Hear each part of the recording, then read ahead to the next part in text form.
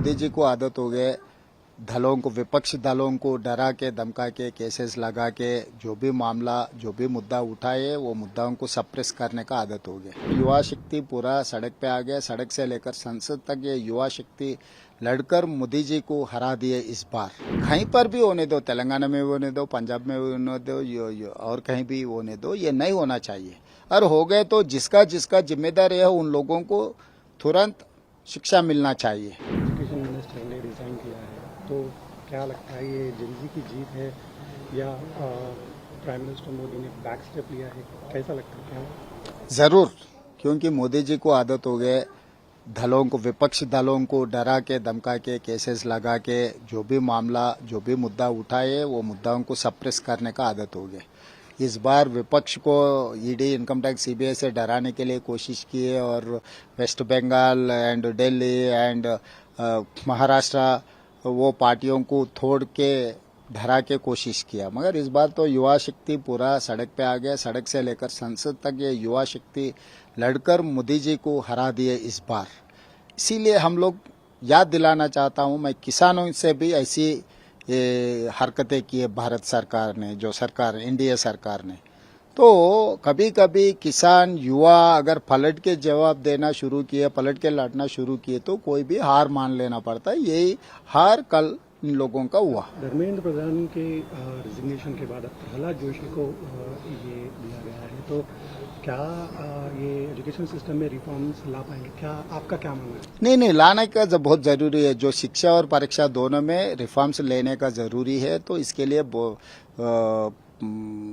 Lok Sabha and Rajya Sabha में, parliament में चर्चा होना चाहिए। सबका, विपक्ष का सुझाव भी लेना है, एक्सपर्ट्स का भी सुझाव लेना है एंड स्टेक होल्डर्स का भी सुझाव लेके ये पूरा बदलना और जिम्मेदारी भी देना। जो काम करता है उनको जिम्मेदारी भी फिक्सअप करना है। अगर कोई गलती किया उनका पनिशमेंट भी स्ट्रिंजेंट रहना है, क्योंकि करोड़ों का युवाओं का भविष्य है ये कोई नहीं खेल सकता है।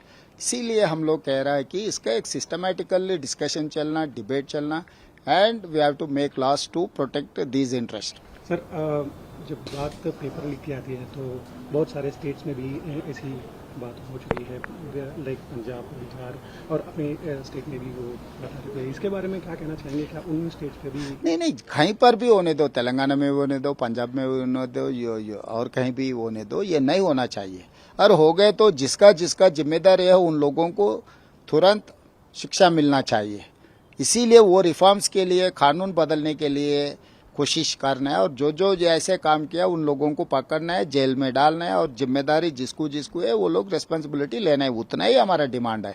मोदी जी को आदत हो गए दलों को, विपक्ष दलों को डरा के धमका के केसेस लगा के जो भी मामला, जो भी मुद्दा उठाए वो मुद्दाओं को सप्रेस करने का आदत हो गया। युवा शक्ति पूरा सड़क पे आ गया। सड़क से लेकर संसद तक ये युवा शक्ति लड़कर मोदी जी को हरा दिए इस बार। कहीं पर भी होने दो, तेलंगाना में होने दो, पंजाब में होने दो, और कहीं भी होने दो, ये नहीं होना चाहिए। और हो गए तो जिसका जिसका जिम्मेदार है उन लोगों को तुरंत शिक्षा मिलना चाहिए। एजुकेशन मिनिस्टर ने रिजाइन किया है, तो क्या लगता है ये जनजी की जीत है या प्राइम मिनिस्टर मोदी ने बैक स्टेप लिया है? कैसा लगता है? क्या जरूर, क्योंकि मोदी जी को आदत हो गए दलों को, विपक्ष दलों को डरा के धमका के केसेस लगा के जो भी मामला, जो भी मुद्दा उठाए वो मुद्दाओं को सप्रेस करने का आदत हो गया। इस बार विपक्ष को ईडी, इनकम टैक्स, सीबीआई से डराने के लिए कोशिश की है और वेस्ट बंगाल एंड दिल्ली एंड महाराष्ट्र वो पार्टियों को तोड़ के धरा के कोशिश किया। मगर इस बार तो युवा शक्ति पूरा सड़क पे आ गया। सड़क से लेकर संसद तक ये युवा शक्ति लड़कर मोदी जी को हरा दिए इस बार। इसीलिए हम लोग याद दिलाना चाहता हूं, मैं किसानों से भी ऐसी हरकतें की है भारत सरकार ने, जो सरकार, एनडीए सरकार ने।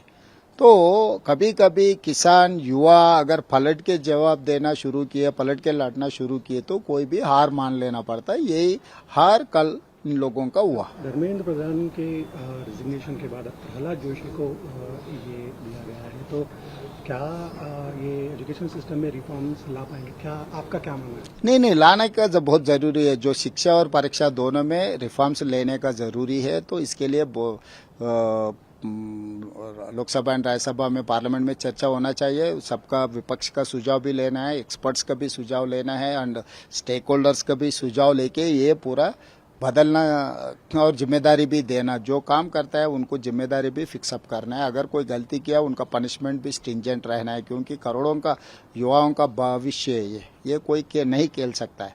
इसीलिए हम लोग कह रहा है कि इसका एक सिस्टमैटिकली डिस्कशन चलना, डिबेट चलना and we have to make laws to protect these interest.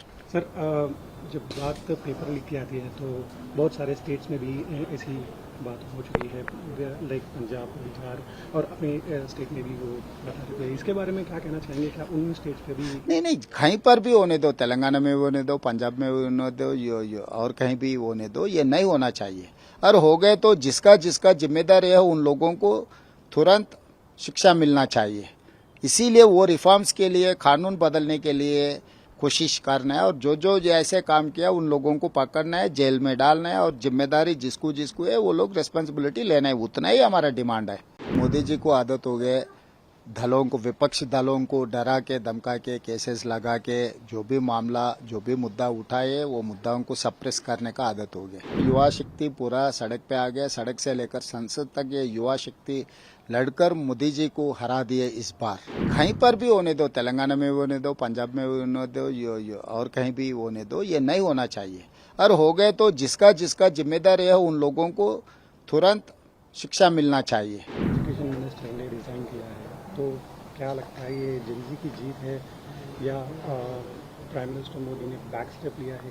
कैसा लगता है? क्या जरूर, क्योंकि मोदी जी को आदत हो गए दलों को, विपक्ष दलों को डरा के, धमका के, केसेस लगा के जो भी मामला, जो भी मुद्दा उठाए वो मुद्दाओं को सप्रेस करने का आदत हो गया।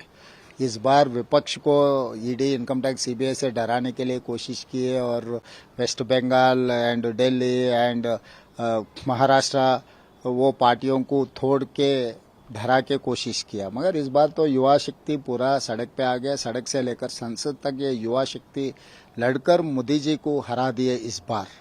इसीलिए हम लोग याद दिलाना चाहता हूं, मैं किसानों से भी ऐसी हरकतें की है भारत सरकार ने, जो सरकार, एनडीए सरकार ने। तो कभी कभी किसान, युवा अगर पलट के जवाब देना शुरू किए, पलट के लड़ना शुरू किए, तो कोई भी हार मान लेना पड़ता है। यही हार कल इन लोगों का हुआ। धर्मेंद्र प्रधान के रिजिग्नेशन के बाद अब प्रहलाद जोशी को ये दिया गया है, तो क्या ये एजुकेशन सिस्टम में रिफॉर्म्स ला पाएंगे? क्या आपका क्या मानना है? नहीं, लाने का बहुत जरूरी है। जो शिक्षा और परीक्षा दोनों में रिफॉर्म्स लेने का जरूरी है, तो इसके लिए